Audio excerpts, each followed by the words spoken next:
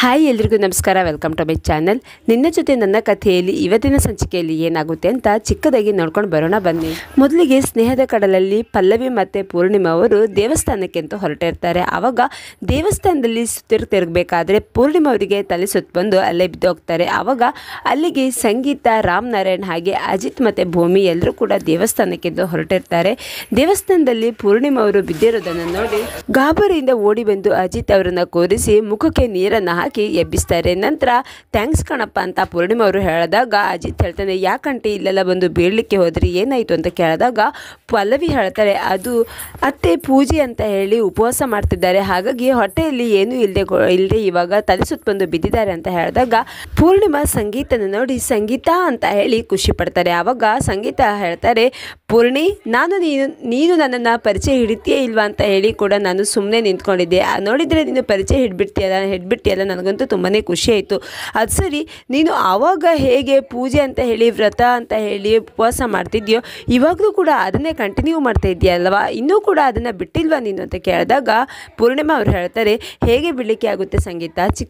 ಚಿಕ್ಕ ವಯಸ್ಸಿನಿಂದ ಮಾಡ್ಕೊಂಡು ಬಂದಿರೋದು, ಅದನ್ನು ಬಿಡಲಿಕ್ಕೆ ಆಗುತ್ತಾ, ಅದರಲ್ಲಿ ನನಗೆ ನೆಮ್ಮದಿ ಸಿಗುತ್ತೆ, ಹಾಗಾಗಿ ನಾನು ಈಗಲೂ ಕೂಡ ಪೂಜೆ ಬಂದಾಗ ವ್ರತ ಬಂದಾಗ ಉಪವಾಸ ಮಾಡ್ತಿದ್ದೀನಿ, ನನಗೊಂದು ರೀತಿ ಮನಸ್ಸಿಗೆ ಖುಷಿ ಕೊಡುತ್ತೆ ಅಂತ ಹೇಳಿದಾಗ ಸಂಗೀತ ಹೇಳ್ತಾರೆ, ಅದು ಸರಿ, ನೀನು ಅಷ್ಟು ದೂರದಿಂದ ಈ ದೇವಸ್ಥಾನಕ್ಕೆ ಬಂದಿದ್ಯಲ್ಲ, ಏನು ವಿಷಯ ಅಂತ ಹೇಳಿದಾಗ ಪೂರ್ಣಿಮಾ ಹೇಳ್ತಾರೆ, ಇಲ್ಲ, ನಾನು ಇಲ್ಲಿಗೆ ಬರ್ತಾನೆ ಇರ್ತೀನಿ, ಇವಾಗಲೂ ಕೂಡ ಯಾವುದೋ ಒಂದು ಸಮಸ್ಯೆ ಬಂದಿದೆ, ಹಾಗಾಗಿ ಅದು ಪರಿಹಾರ ಆದರೆ ಇಲ್ಲಿಗೆ ಬಂದು ಪೂಜೆ ಮಾಡಿಸ್ತೀನಿ ಅಂತ ಹೇಳಿ ಹರಕೆ ಹೊತ್ಕೊಂಡಿದ್ದೀನಿ, ಅದಕ್ಕೋಸ್ಕರ ನಾನು ಪಲ್ಲವಿಯನ್ನು ಕರ್ಕೊಂಡು ಇಲ್ಲಿಗೆ ಬಂದಿದ್ದೀನಿ ಅಂತ ಹೇಳಿದಾಗ ಸಂಗೀತನಿಗೆ ತುಂಬಾ ಖುಷಿಯಾಗಿ, ಸರಿ ಹಾಗಾದರೆ ಇವಾಗ ನಮ್ಮನೆಗೆ ಹೋಗು ಅಂತ ಹೇಳಿದ್ರು ಸಹಿತ ಪೂರ್ಣಿಮಾ ಅವರು ಅದಕ್ಕೆ ಒಪ್ಕೊಳ್ಳದೆ, ಇಲ್ಲ, ನಾನು ಸ್ವಲ್ಪ ಬ್ಯುಸಿ ಇದ್ದೀನಿ, ಹಾಗೆ ನಿಮಗೂ ಕೂಡ ಒಂದು ಇನ್ವೈಟ್ ಮಾಡ್ತಾ ಇದ್ದೀನಿ, ಒಂದು ವಾರದೊಳಗಡೆ ನನ್ನ ಹಿರಿಮಗಳು ಸೌಮ್ಯನ ಮದುವೆ ಇದೆ, ನೀವು ಎಲ್ಲರೂ ಕೂಡ ಮನೆಯವರು ಸಮೇತ ಬರಬೇಕು ಅಂತ ಹೇಳಿದಾಗ ಸಂಗೀತ ಹೇಳ್ತಾಳೆ, ಸರಿ ಪೂರ್ಣಿ, ನಾವು ಬಂದೇ ಬರ್ತೀನಿ, ಆದರೆ ನಿನ್ನ ಮಗಳು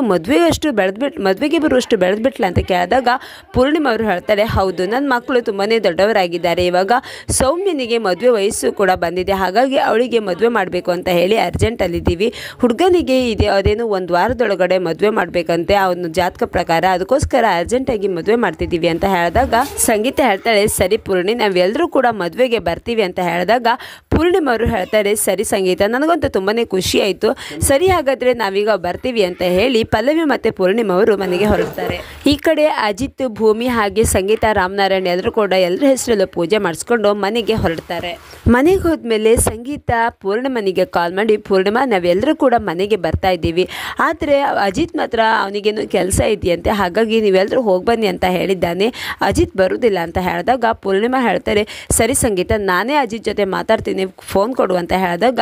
ಅಜಿತ್ಗೆ ಸಂಗೀತ ಫೋನ್ ಕೊಡ್ತಾರೆ. ಆವಾಗ ಹೇಳಿ ಆಂಟಿ ಅಂತ ಹೇಳಿ ಅಜಿತ್ ಮಾತಾಡಿದಾಗ, ಯಾಕಪ್ಪ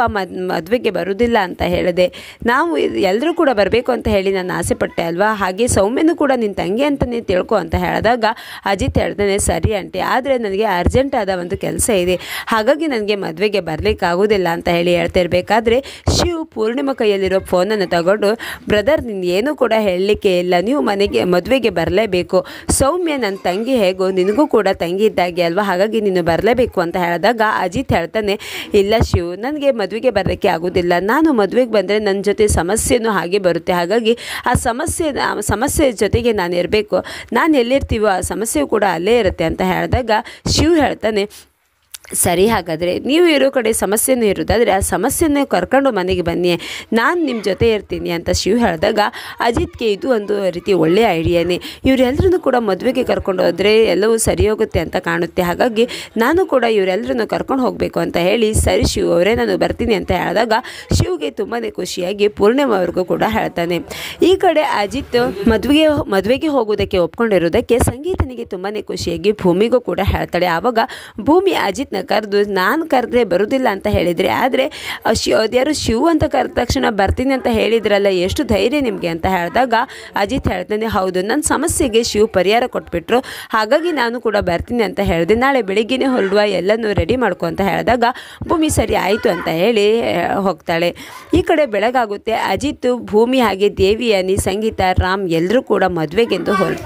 ಹೊರಡ್ತಿರ್ಬೇಕಾದ್ರೆ ದಾರಿ ಮಧ್ಯೆ ಪಲ್ಲವಿನ ಇಂದ್ರ ಎಳ್ಕೊಂಡು ಕಾರ್ ಒಳಗಡೆ ಕಡೆ ಒತ್ತಾಯಪೂರ್ವಕವಾಗಿ ದೂಡ್ತಾ ಇರೋದನ್ನು ನೋಡಿದ ಅಜಿತ್ ಕಾರನ್ನು ನಿಲ್ಲಿಸಿ ಯಾರವರು ಅಂತ ಹೇಳಿ ಕೆಳಗಡೆ ಇಳಿದು ಬರ್ತಾರೆ. ಆವಾಗ ಭೂಮಿ ಸಾಹೇಬ್ರೆ ಅಲ್ಲಿ ನೋಡಿ ಅದು ಪಲ್ಲವಿಯವರು ನಮ್ಗೆ ನಿನ್ನೆ ದೇವಸ್ಥಾನದಲ್ಲಿ ಸಿಕ್ಕಿದ್ರಲ್ಲ ಪೂರ್ಣಿಮಾ ಆಂಟಿ ಮನೆಯವರು ಅವರೇ ಇವರು ಅಂತ ಹೇಳಿದಾಗ ಅಜಿತ್ಗೂ ಕೂಡ ಹೌದಲ್ವಾ ಅಂತ ಹೇಳಿ ಮುಂದೆ ಬಂದು ಅವರನ್ನೇ ಯಾಕೆ ಕೈ ಹಿಡ್ಕೊಂಡು ಎಳಿತಿದ್ಯಾ ಅಂತ ಕೇಳಿದಾಗ ಇಂದ್ರ ಹೇಳ್ತಾನೆ ಅದೆಲ್ಲ ನಿನಗೆ ಯಾಕೆ, ಇವಳು ನನ್ನ ಹೆಂಡತಿ, ನನ್ನ ನಿರ್ಧಾರ, ನನ್ನ ಇಷ್ಟ, ನಾನು ಏನು ಬೇಕಿದ್ರೂ ಮಾಡ್ತೀನಿ, ಹಾಗೆ ಇವಳು ಕೈ ಹಿಡ್ಕೊಂಡು ಹೋಗ್ತಾ ಇದ್ದೀನಿ ಅಷ್ಟೇ, ಅದನ್ನು ಕೇಳಲಿಕ್ಕೆ ನೀವು ಯಾರು ಅಂತ ಕೇಳಿದಾಗ ಅಜಿತ್ ಹೇಳ್ತಾನೆ ನಾನು ಅಜಿತ್ ರಾಮನಾರಾಯಣ್ ಅಂತ ಹೇಳಿದಾಗ ಇಂದ್ರ ಹೇಳ್ತಾನೆ ಏನೇ ಯಾವ ದೇವರಿಗೆ ನೀನು ಪೂಜೆ ಮಾಡ್ತೀಯಾ, ದಿನಾಲೂ ನಿನ್ನನ್ನು ಕಾಪಾಡಲಿಕ್ಕೆ ಯಾರಾದರೂ ಒಬ್ಬರು ಬಂದೇ ಬರ್ತಾರಲ್ಲ, ಇಷ್ಟು ದಿನ ನೋಡಿದರೆ ಆ ಶಿವ್ ನಿನ್ನ ಬೆನ್ನಿಂದನೇ ಇರ್ತಿದ್ದ, ಇವತ್ತು ನೋಡಿದರೆ ಯಾವುದೋ ರಾಮನಾರಾಯಣ್ ಅಂತ ಹೇಳಿ ಬಂದ್ಕೊಂಡಿದ್ನಲ್ಲ, ಇವಕ್ಕೆಲ್ಲ ಏನು ಹೇಳಬೇಕು ಅಂತ ಹೇಳಿ ನಗಾಡ್ತಾನೆ. ಆವಾಗ ಪಲ್ಲವಿ ಹೇಳ್ತಾಳೆ ಅಜಿತ್ ಅವರೇ ಇವನು ಹೇಳಿದಾಗೆ ನಾನು ಇವನು ಹೆಂಡತಿ ಅಲ್ಲ, ನಾನು ಇವನು ಹೆಂಡತಿ ಆಗಿದ್ದು ಕೇವಲ 1 ಗಂಟೆ ಮಟ್ಟಿಗೆ ಅಷ್ಟೇ, ಅಷ್ಟರಲ್ಲಿ ಇವನು ಬುದ್ಧಿ ಗೊತ್ತಾಗಿ ನಾನು ಇವನಿಂದ ದೂರ ಆಗಿಬಿಟ್ಟೆ, ಇವನು ತುಂಬಾ ಕೆಟ್ಟವನು ಅಜಿತ್ ಅವರೇ, ಹೇಗಾದರೂ ಮಾಡಿ ಇವನಿಂದ ನನ್ನನ್ನು ಕಾಪಾಡಿ ಅಂತ ಹೇಳಿದಾಗ ಅಜಿತ್ ಹೇಳ್ತಾನೆ ಓ ಇದೇ ವಿಷಯ, ನಿಮ್ಮನ್ನು ಕಾಪಾಡಲಿಕ್ಕೆ ನಾನೇ ಬರಬೇಕಂತ ಇಲ್ಲ, ನನ್ನ ಹೆಂಡತಿದೆ ಸಾಕು ಅಂತ ಹೇಳಿದಾಗ ಇಂದ್ರ ಹೇಳ್ತಾನೆ ನನ್ನಿಂದ ಇವಳನ್ನು ಕಾಪಾಡಲಿಕ್ಕೆ ಈ ಭೂಮಿ ಮೇಲೆ ಯಾರೂ ಕೂಡ ಹುಟ್ಟಿಲ್ಲ, ಈ ಭೂಮಿ ಮೇಲೆ ಯಾರಿಗೂ ಹುಟ್ಟಿದವರಿಗೆ ಯಾರಿಗೂ ಕೂಡ ಸಾಧ್ಯ ಇಲ್ಲ ಅಂತ ಹೇಳಿದಾಗ ಅಜಿತ್ ಹೇಳ್ತಾನೆ ಈ ಭೂಮಿ ಮೇಲೆ ಹುಟ್ಟಿದವರು ಎಲ್ಲರೂ ಯಾಕೋ ಬೇಕು, ನನ್ನ ಹೆಂಡತಿ ಭೂಮಿ ಒಬ್ಬಳೇ ಸಾಕು ಅಂತ ಹೇಳಿ ಭೂಮಿ ನೀನೇ ಇವನನ್ನು ವಿಚಾರಿಸ್ಕೊ ಅಂತ ಹೇಳಿ ಭೂಮಿನ ತೆಗೆದು ದೂಡ್ತಾನೆ. ಆವಾಗ ಭೂಮಿ ಹೋಗಿ ಇಂದ್ರನ ಕೆನ್ನೆಗೆ ಬಾರಿಸಿ ಓಡಿ ಹೋಗಿ ಅಜಿತ್ ಹತ್ರ ನಿಂತ್ಕೊಳ್ತಾಳೆ. ಆವಾಗ ಅಜಿತ್ ಹೇಳ್ತಾನೆ ಸಾಕಾ ಮರ್ಯಾದೆ ಇನ್ನೂ ಕೂಡ ಬೇಕಾ, ಹುಡುಗಿ ಕೈಯಲ್ಲಿ ಪೆಟ್ಟು ತಿಂದ್ಕೊಂಡು ಹಾಗೆ ಇಲ್ಲಿ ನಿಂತ್ಕೊಂಡಿದ್ಯಲ್ಲ, ಓ ಕಾರ್ ತಗೊಂಡು ಹೋಗ್ಲಿಕ್ಕೆ ಜಾಗ ಇಲ್ವಾ, ಸರಿ ಹಾಗಾದರೆ ನಾವೇ ಸರ್ಕೊಳ್ತೀವಿ, ಇವಾಗಾದರೂ ಹೋಗು ಅಂತ ಹೇಳ್ತಾನೆ. ಆವಾಗ ಇಂದ್ರ ಪಲ್ಲವಿಗೆ ಹೇಳ್ತಾನೆ ಪಲ್ಲವಿ ನಾನು ಮಾತ್ರ ನಿನ್ನನ್ನು ಸುಮ್ಮನೆ ಬಿಡುವುದಿಲ್ಲ, ದಿನದಿಂದ ದಿನಕ್ಕೆ ನಿನ್ನ ಮೇಲಿನ ಕೋಪ ಇನ್ನೂ ಕೂಡ ಜಾಸ್ತಿ ಆಗ್ತಿದೆ, ಹುಡುಗಿ ನಿನ್ನನ್ನು ಮಾತ್ರ ನಾನು ಸುಮ್ಮನೆ ಬಿಡುವ ಮಾತೇ ಇಲ್ಲ, ಇನ್ಮೇಲೆ ನಿನ್ನ ವೈರಿಗಳ ಲಿಸ್ಟಲ್ಲಿ ನನ್ನನ್ನು ಕೂಡ ಸೇರಿಸ್ಕೊ, ಯಾಕೆಂದರೆ ಸೇವಿಂಗ್ ಅಕೌಂಟಲ್ಲಿ ಹೇಗೆ ಸೇವಿಂಗ್ಸ್ ಡೆಪಾಸಿಟ್ ಆಗುತ್ತೋ ಅದೇ ರೀತಿ ನಿನ್ನ ಮೇಲಿನ ದ್ವೇಷ ನನಗೆ ಡೆಪಾಸಿಟ್ ಆಗ್ತಾ ಇರುತ್ತೆ ಅಂತ ಹೇಳಿ ಹೇಳಿದಾಗ ಭೂಮಿ ಎಷ್ಟು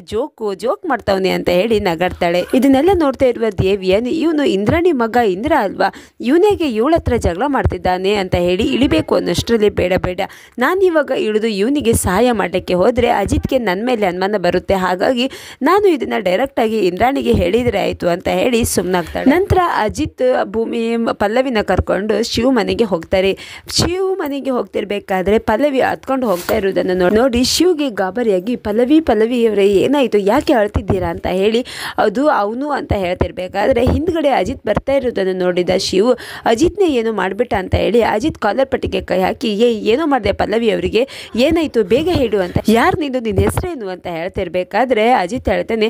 ವಿಸಿಟ್ ಮಾಡ್ದಲ್ಲೆಲ್ಲ ವಿಸಿಟ್ ಕಾರ್ಡ್ ಹಿಡ್ಕೊಂಡು ತಿರುಗ್ಲಿಕ್ಕೆ ಆಗುತ್ತಾ, ಕಬ್ಬಿನ ಹಾಲ್ ಥರ ಸೂಪರ್ ಆಗಿ ಇದೆಯಾ, ಕಬ್ಬಿನ ಥರ ಇದ್ದವನ್ನ ಮಾತಾಡ್ಸ್ಲಿಕ್ಕೆ ಹೋಗಬಾರ್ದು ಅಲ್ವಾ ಅಂತ ಹೇಳ್ತಿರ್ಬೇಕಾದ್ರೆ ಸಂಗೀತ ಅಜಿತ್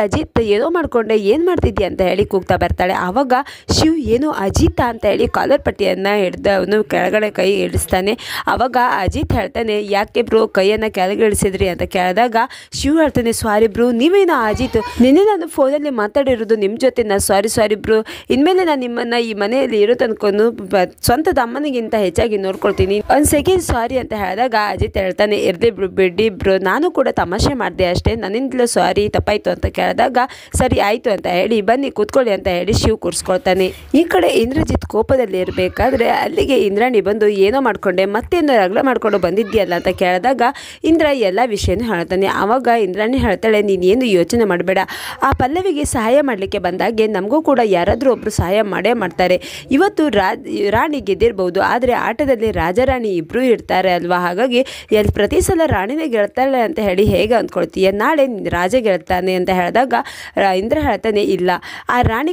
ರಾಣಿ ಈ ರಾಜನೇ ಗೆಲ್ಲಬೇಕು, ಆ ರಾಣಿನ ಯಾವತ್ತಿದ್ರೂ ಈ ರಾಜನೇ ವಶಪಡಿಸ್ಕೊಳ್ಬೇಕು ಅಂತ ಹೇಳ್ತಿರ್ಬೇಕಾದ್ರೆ ದೇವಿಯನಿ ಇಂದ್ರಾಣಿಗೆ ಕಾಲ್ ಮಾಡ್ತಾನೆ. ನಂತರ ದೇವಿಯನಿ ನಡೆದಿರುವ ಎಲ್ಲ ವಿಷಯನೂ ಹೇಳಿದಾಗ ಇಂದ್ರಾಣಿ ಹೇಳ್ತಾಳೆ ಓ ನೀನು ನೋಡ್ಬಿಟ್ಯಾ ಅಂತ ಹೇಳಿ ಇಂದ್ರಾಣಿ ಎಲ್ಲ ಸತ್ಯ ಮದುವೆ ಇಂದ್ರ ಮತ್ತು ಪಲ್ಲವಿ ಮದುವೆ ಆಗಿರುವ ಎಲ್ಲ ವಿಷಯನೂ ಹೇಳಿದಾಗ ದೇವಿಯನಿ ಹೇಳ್ತಾಳೆ ಓ ಇಷ್ಟೆಲ್ಲ ವಿಷಯ ನಡೆದಿದ್ಯಾ ಅಂತ ಕೇಳಿದಾಗ ಇಂದ್ರಾಣಿ ಹೇಳ್ತಾಳೆ ಹೌದು ಇಷ್ಟೆಲ್ಲ ವಿಷಯ ನಡೆದಿದೆ, ಹಾಗೆ ಇದಕ್ಕೆಲ್ಲವೂ ಪರಿಹಾರಕ್ಕೂ ಕೂಡ ನೀನೇ ಕೊಡಿಸ್ಬೇಕು, ಹೇಗಿದ್ರೂ ನೀನು ಅದೇ ಮನೆಯಲ್ಲಿ ಇದ್ದೀನಿ ಅಂತ ಹೇಳಿ ಹೇಳ್ತಿದ್ಯಲ್ಲ, ಹೇಗಾದರೂ ಮಾಡಿ ಆ ಪಲ್ಲವಿನ ಈ ಮನೆಗೆ ಮತ್ತೆ ವಾಪಸ್ ಬರುವ ಹಾಗೆ ನೀನು ಮಾಡಬೇಕು, ನೀನು ಮಾಡಿದರೆ ಕೆಲಸ ಆಯಿತು ಅಂತಲೇ ಅಂದ್ಕೊಳ್ತೀನಿ ಅಂತ ಹೇಳಿದಾಗ ದೇವಿಯನ್ನು ಹೇಳ್ತಾಳೆ ಸರಿ ನೀನು ಇಷ್ಟೊಂದು ಕೇಳ್ಕೊಳ್ತಿದ್ಯಾ ಅಂತ ಹೇಳಿದ ಮೇಲೆ ನಾನು ನಿನಗೆ ಸಹಾಯ ಮಾಡ್ತೀನಿ, ಹಾಗೆ ನೀನು ಕೂಡ ನನಗೆ ಸಹಾಯ ಮಾಡಬೇಕು ಏನಾದರೂ ಅವಶ್ಯಕತೆ ಬಂದಾಗ ಅಂತ ಹೇಳಿದಾಗ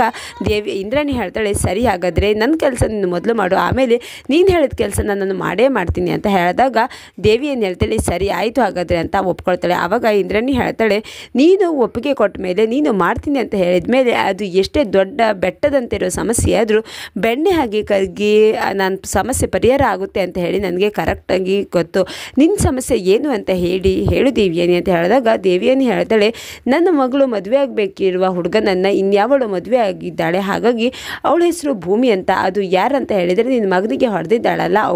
ಅವಳನ್ನು ನನ್ನ ಅಳಿಯ ಅಜಿತ್ ಲೈಫಿಂದ ದೂರ ಮಾಡಬೇಕು, ಇದು ನಿನ್ನಿಂದ ಆಗುತ್ತಾ ಅಂತ ಕೇಳಿದಾಗ ಇಂದ್ರಾಣಿ ಹೇಳ್ತಾಳೆ, ಯಾಕೆ ಆಗೋದಿಲ್ಲ, ಹೇಳಿ ಕೇಳಿ ಅವಳು ನನ್ನ ಮಗಳಿಗೆ ಹೊಡೆದು ಅವಮಾನ ಮಾಡಿದ್ದಾಳೆ, ಅವಳ ಮೇಲೆ ನನಗೂ ಕೂಡ ದ್ವೇಷ ಇದೆ, ಹಾಗಾಗಿ ಇನ್ಮೇಲೆ ನನಗೂ ಅವಳು ಕೂಡ ವೈರಿನಿ, ನೀನು ಹೇಳಿದ ಕೆಲಸನ ನಾನು ಮಾಡೇ ಮಾಡ್ತೀನಿ ಅಂತ ಹೇಳಿದಾಗ ದೇವಿಯನಿಗೆ ತುಂಬಾ ಖುಷಿಯಾಗುತ್ತೆ. ಈ ಕಡೆ ಅವನಿ ಮತ್ತು ಶಿವಾನಿ ಜೊತೆ ಅಶ್ವಿನಿನೂ ಸೇರಿಕೊಂಡು ಎಲ್ರಿಗೂ ಪಾಠ ಕಲಿಸ್ಬೇಕು ಅಂತ ಹೇಳಿ ಸ್ಕೆಚನ್ನು ಹಾಕ್ಕೊಂಡಿರ್ತಾರೆ. ಮುಂದಿನ ಭಾಗದಲ್ಲಿ ಮನೆಯಲ್ಲಿ ನಡೀತಾ ಇರುವ ಎಲ್ಲ ಸಮಸ್ಯೆಗಳಿಗೂ ಪದ್ಮಜನೇ ಕಾರಣ ಅಂತ ತಿಳಿದ ಭೂಮಿ ದೇವಿಯಾಗಿ ಪದ್ಮಜನ ಕೆಟ್ಟ ಅಭ್ಯಾಸಗಳನ್ನು ವಿನಾಶದ ಬುದ್ಧಿಯನ್ನು ನಾಶ ಮಾಡಬೇಕು ಅಂತ ಹೇಳಿ ಅಂದ್ಕೊಂಡಿರ್ತಾಳೆ. ಇಲ್ಲಿಗೆ ಈ ಸಂಚಿಕೆ ಮುಕ್ತಾಯವಾಗುತ್ತೆ. ಮುಂದಿನ ಸಂಚಿಕೆ ತುಂಬ ಇಂಟ್ರೆಸ್ಟಿಂಗ್ ಆಗಿದೆ ಅಂತ ಹೇಳ್ತಾ ಈ ಸಂಚಿಕೆಯನ್ನು ಮುಗಿಸ್ತಾ ಇದ್ದೀನಿ. ಧನ್ಯವಾದಗಳು.